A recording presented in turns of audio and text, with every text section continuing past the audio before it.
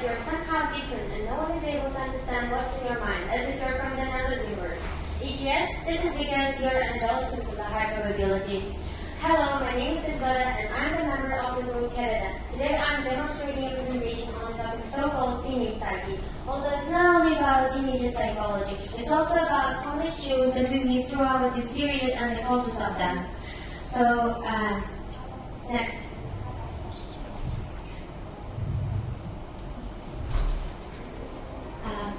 By the way, let's first get acquainted with the presentation plan. So first we will get a general conception of what adolescence is. The second one is emotional breakdown. Also, an emotional breakdown is not a single dimension of it. They will also be about psychological and psychosocial changes and, or we can say disorders of adolescence. The third one is body dysmorphic disorder. This expression may seem a little bit scientific and philosophical right now, but it's just about how looking matters in this movie world and causes plenty of suicidal tendencies. In some degree, it's a principle of emotional breakdowns, but we will talk about it after that. So, the following two sections, so-called maladaptive daydreaming and surrealistic melomaniacism, have similarities because they may be the serious consequences of previously mentioned dimensions or psychological obsessions of modern teenagers. So, also one section here literally doesn't exist. I have invented it myself and added from my own behalf, and you will find out more about it later. First, let's get started now. Adolescent, in general. Next. Adolescence is a period of transition between childhood and adulthood. Children entering this period are going through many changes, psychological, physical, and social challenges, as well as a unique development state of their own moral compass. In most cases, children after the age of 16 are able to reason in an adult way and judge, argue, or dispute their point of view, and also build logical chains and predict the course of events. He or she has already formed a worldview and norms, but he is still looking for himself or his need. For instance, in my childhood, when somebody said that he wants to live a long life, I thought it turns out having a long life expectancy is a good fortune, and I decided, and I started having a dream about becoming a supercentenarian, which means a person who is older than 100 years old. But now, as time passed by, I comprehended that having a long life expectancy doesn't mean more enjoyment of life. And what's the point of living more than a century if you don't enjoy your life, if you don't, and at the same time you will spend the most of it in old age. So I better live a little bit shorter one, but enjoy my life and use complete asset. Of course, it doesn't depend on my choice. It depends on my destiny. But it's just the development of my point of view. Next. Now, the second one is emotional breakdowns. Also, more accurately about changes in psyche.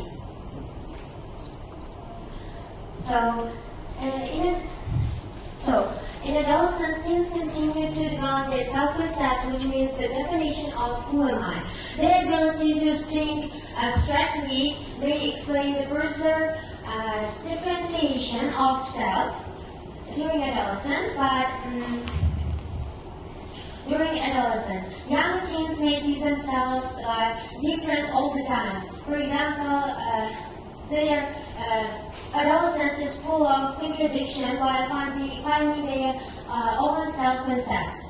So they can be different all the time, and they're a bit tangible, so outgoing, but also withdrawn, happy yet moody, and moody and both smart and completely clueless. This contradiction, along with the teens' growing recognition that their personality and behavior seem to change according to their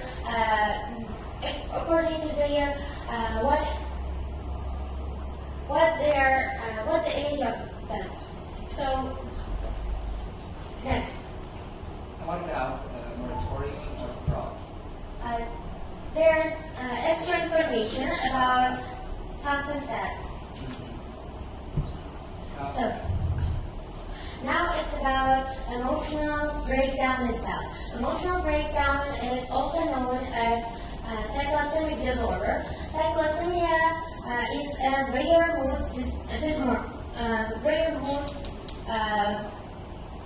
like disorder.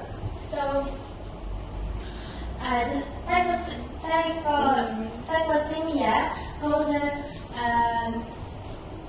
causes many mood changes. When you have cyclostemia, you experience many periods when your mood noticeably changes, shifts up and emotional ups and downs. So we can say that it's common, or we can say natural in teens. Therefore, getting married as a teen is a fatal mistake. Early marriage. A child marriage has disastrous consequences, particularly for girls, since practices hinders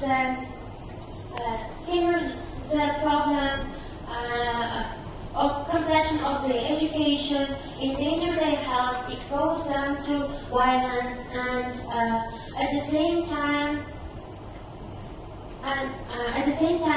such problems. So, early marriage and associated stressful life events and consequences of psychological and physical well-being issues can lead to suicide or suicidal attempts. Therefore, it's known as one of the causes of teen suicidal tendencies. Next.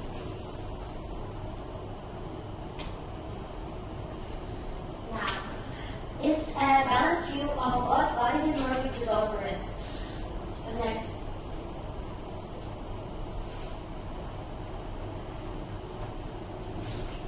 Body dysmorphic disorder is a mental health problem. It's a mental health condition in which you can't stop thinking about one or more perceived flaws or defects in appearance. For instance, it's associated with suffering from insecurities. Even the most confident and outspoken people have the sense that they are not completely happy or satisfied with. So it's natural to sometimes reject the choices we have made or reject the things we have said. Therefore, but the self-assessment is not the same thing as insecurity. Insecurity is such a condition when you and which arises from the lack of confidence, and only those who are confident in themselves can perceive their own imperfections. So this and sometimes we forget that perfection actually doesn't exist, and nobody is perfect. And in addition, it was also mentioned in yesterday's movie, The Guardians of Galaxy, that we don't have to make things look perfect because we should love them the way they are. And this expression is true. By the way, we don't have to limit ourselves or others by looking at appearances or because of the appearance, because this will be called as discrimination based on appearance, and there is no ambition of doing such things. It will be just look at it. Next.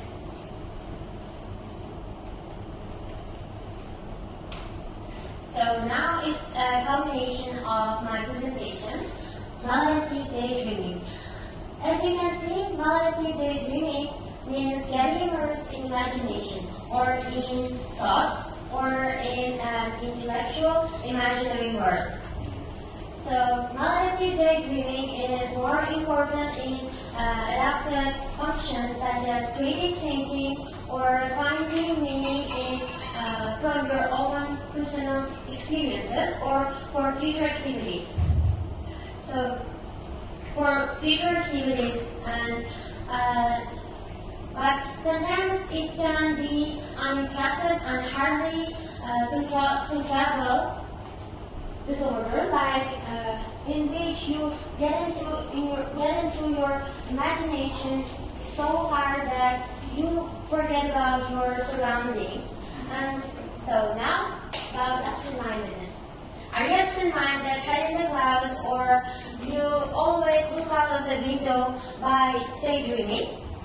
If so, this is because you're absent-minded, and there is some scientific research that shows that daydreamers and people who suffer from absent-mindedness are more intelligent than the average ones.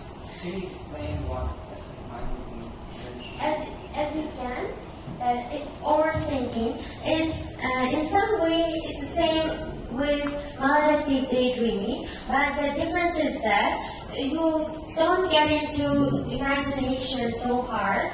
You will overthink about every trivial and everything for more than hours. You can say it's in some degree getting stuck in thought. Besides, absent-mindedness is forgetting about the chores that you must do in the real life. Yeah. Because you have daydreamed a lot, or because you are likely to forget about what you should do. But by the way, I am absent-minded too, so I know exactly how it actually feels to be absent-minded, because I often get stuck in my thoughts by thinking about every triple and everything in my life for more than hours. But there is also a good side of absent-mindedness too. For example, people who suffer from absent-mindedness or daydreamers cannot be or may not be good at some fields, but they are the best at creative thinking and intelligence tests, IQ tests. Their IQ is higher than everybody and every person. Yeah. And now it's about megalomaniacism. Megalomaniacism. Actually, the word megalomaniacism doesn't exist. I You have. made it up. Yeah. What does it mean? I invented it from the word megalomaniac, which means a person who is obsessed or who has obsessive need to listen to music. But I'm not Who's obsessed with listening to music? Yeah. You can see it in this photo. Yeah. Is that you? Yes. When you are listening. In the bathroom, yeah. Okay. Now, I'm not here to talk about ordinary things about like music or something. I'm here to tell you about extraordinary ones. Next. About surrealism, the dark side of it. Surrealism. Surrealism is such a style of music that is influenced by ideas and techniques of the surrealistic art movement. This movement was emerged in 1920s and in 1930s to look for subconscious condition, subconscious mind. But now it's really common between teens to say or to make this expression. Modern teenagers listen to such music just to escape from reality or just for the sake of their interest. But they are not aware that they have a bad impact on their psyche because they were made to challenge the boundaries between reality and fantasy. And Actually, I am from the fandom of surrealism too. I have tremendous interest, tremendous taste for surrealistic music. And if you want to know how it actually feels to be, if you want to know how it actually feels to listen to such kind of music, the sounds that you make to escape from reality, I advise you to listen to them at least once in your life to feel this feeling, and trust me, it will be fabulous. What genres of music can be surreal? Surreal is such a Electro. Yes, Electro. yeah. EDM. EDM. No, electronic dance music. EDM, I think. It's more about this. Yeah, because I can consider it indie because most sounds and most things for depend on the real surreal art movement. So surreal for information. Surreal means unreal. Yeah. Now next, this is all the